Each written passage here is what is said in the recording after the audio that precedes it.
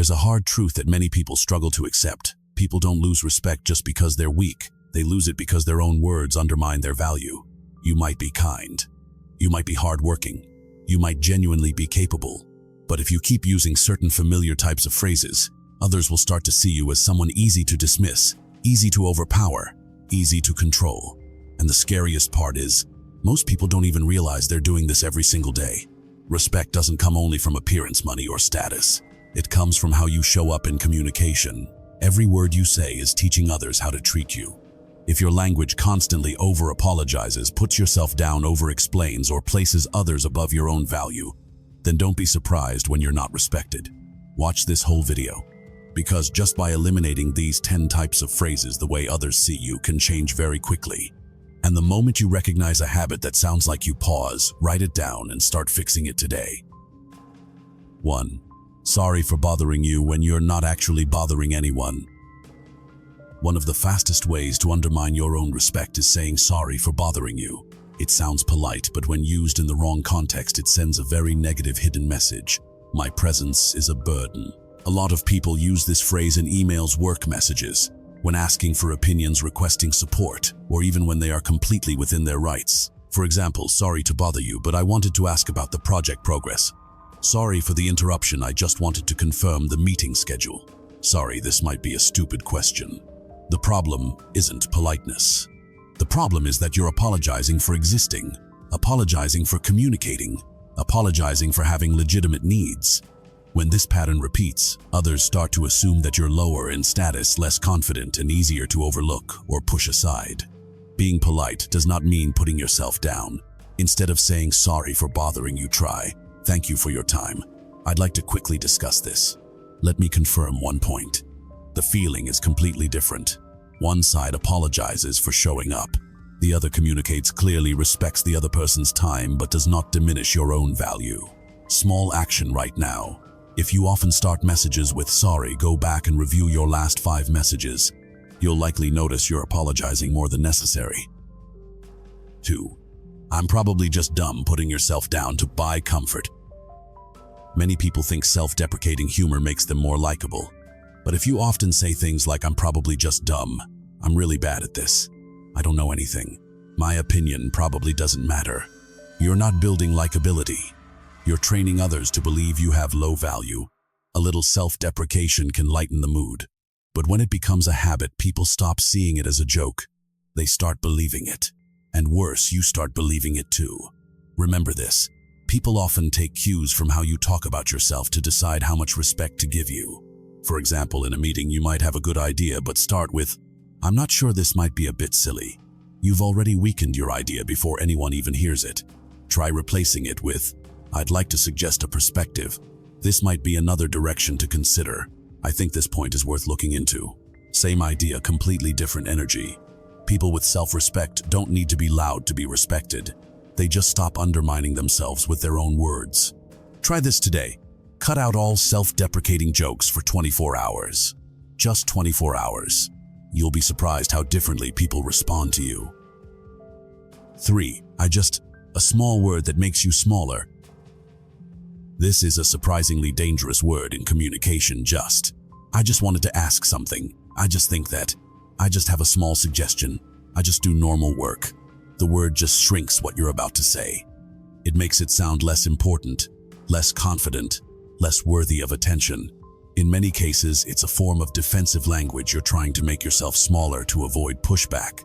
But what's the cost? Others start treating what you say as small and unimportant too.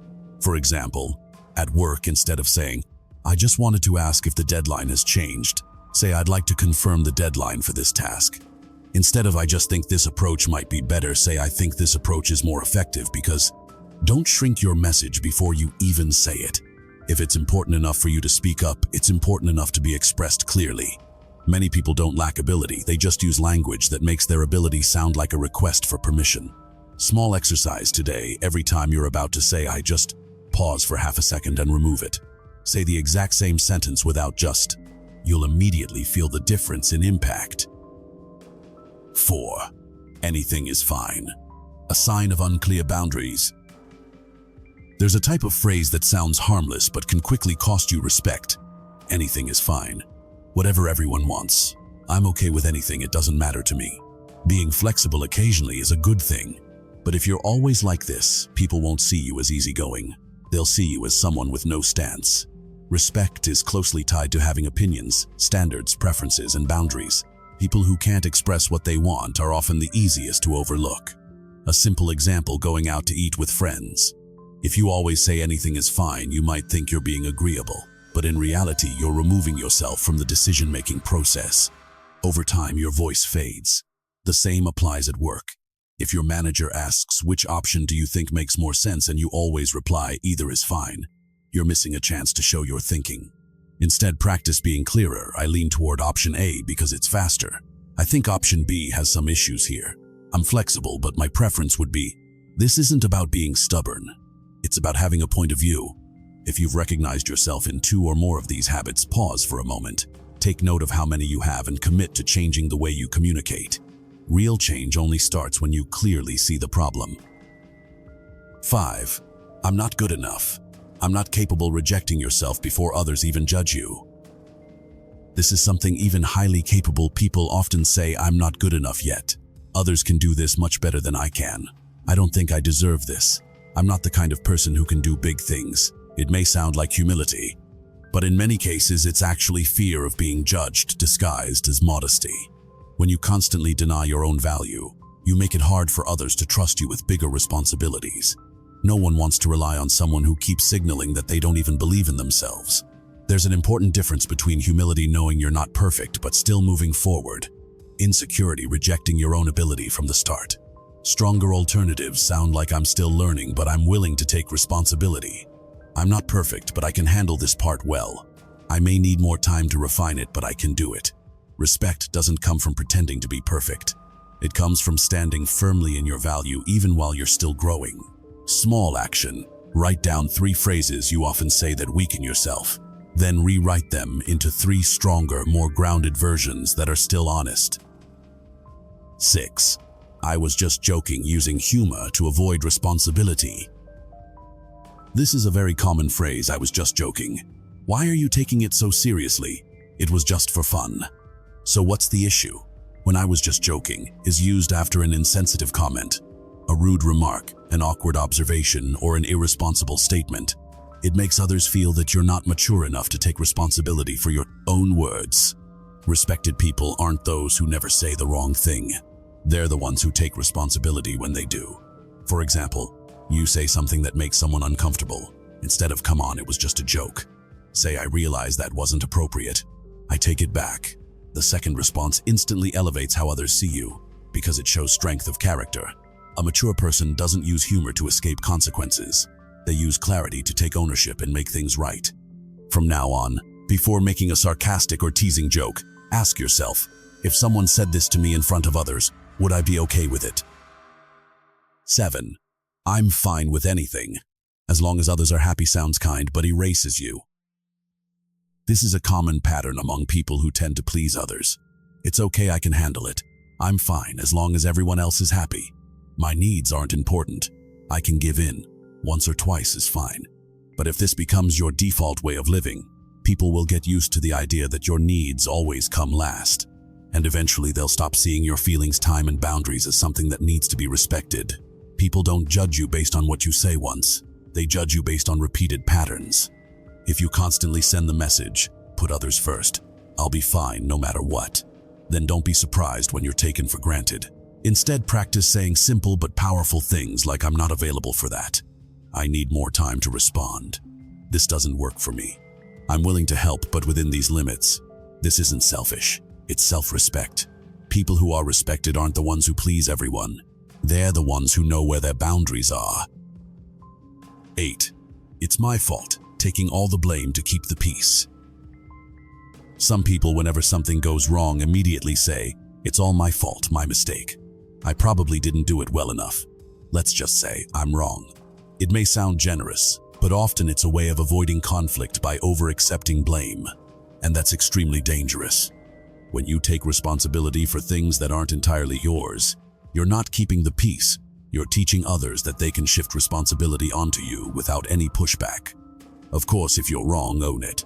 but taking responsibility should come with accuracy. Stronger alternatives sound like, there was a gap on my part in this area. I take responsibility for A, but B needs to be reviewed from both sides. I agree I could have done better, but the issue isn't entirely on me. That's how a mature person communicates, not denying responsibility, but also not turning themselves into the place where all blame gets dumped. Action step.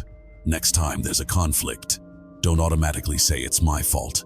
Describe the situation first. Facts first. Emotions second, responsibility last. 9. You're much better than me complimenting others by diminishing yourself. Complimenting others is a good thing, but there's a dangerous way of doing it. I'm not as good as you. You're way better than me. Compared to them, I'm nothing. You're better than me in every way. The problem isn't acknowledging someone else's strengths. The problem is turning that compliment into a way of putting yourself down. People with inner confidence can respect others without denying their own value. For example, instead of saying, "You're much better than me, I can't compare," you could say, "You handled that really well. I learned a lot from your approach. I really appreciate your capability. Your strength in this area is very clear." See the difference? One comes from admiration mixed with insecurity. The other comes from recognition with self-respect. Respecting others doesn't require you to shrink yourself. 10. Anything goes staying silent in the face of disrespect. The last one isn't a specific phrase. It's a pattern. You never speak up when you're treated poorly. You laugh it off when someone mocks you. You stay silent when you're interrupted. You ignore it when someone puts you down in public. You tell yourself, "It's fine, not worth it." But when it happens repeatedly, your silence is interpreted as permission. People treat you according to what you tolerate. This doesn't mean you have to fight everyone. Not at all. But you do need to be able to say things like, "I don't think that was appropriate. Please don't speak to me that way." If we're going to discuss this, let's keep it respectful. "I don't agree with how you're handling this." This is a critical skill, resetting boundaries with calm but firm language. Many people think that to be respected, they need to be intimidating. That's not true. You don't need to be aggressive, you need to be clear. Take action. Now, pick one phrase from today's list that you use most often and write down a stronger alternative in your notes or on your phone.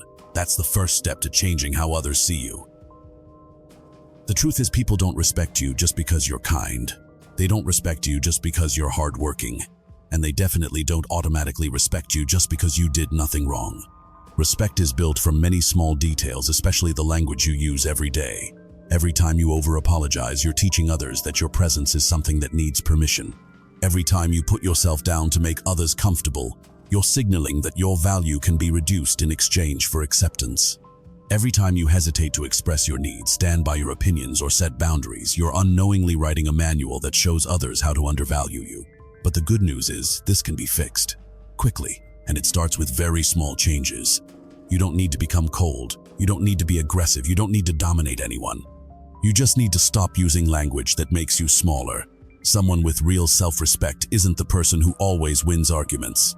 They're the person who knows how to speak without betraying their own values. They're polite, but not submissive.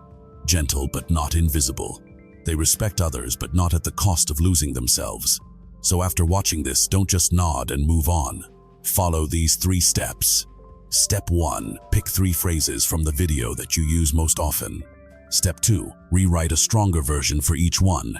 Step 3, inches the next 24 hours, push yourself to use those new versions at least 3 times in real conversations. That's how you start rebuilding your image. Not with temporary motivation, but with new language habits. If this resonated with you, comment which number hit you the most. Like, subscribe, and save this video so you can revisit it until you've eliminated the patterns that are lowering your value. In the next video, we'll cover an even more important topic: 10 signs people secretly don't respect you and what to do about it. 10 signs that people may be quietly looking down on you even when they seem friendly on the surface. Don't wait until you've been overlooked, dismissed, or pushed aside too many times to change. Start with your very next sentence.